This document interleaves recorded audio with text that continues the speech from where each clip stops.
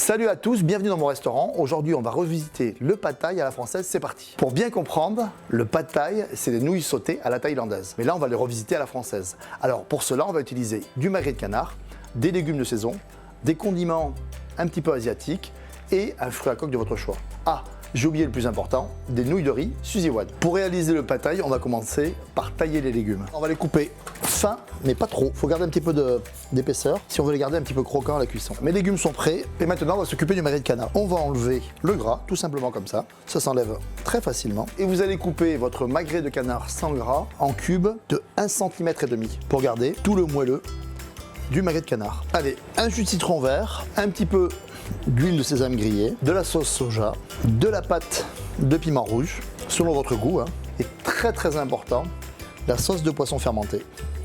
On mélange, on rajoute une pointe de miel, on remue, et maintenant, on part en cuisson. Et on va commencer par cuire les nouilles de riz Suzy One.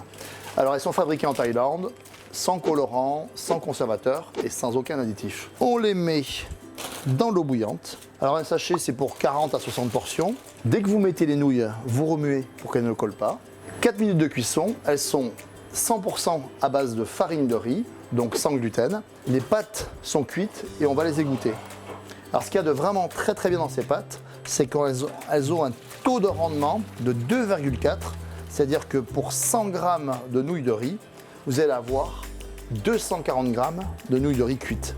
Même pas besoin de les rincer.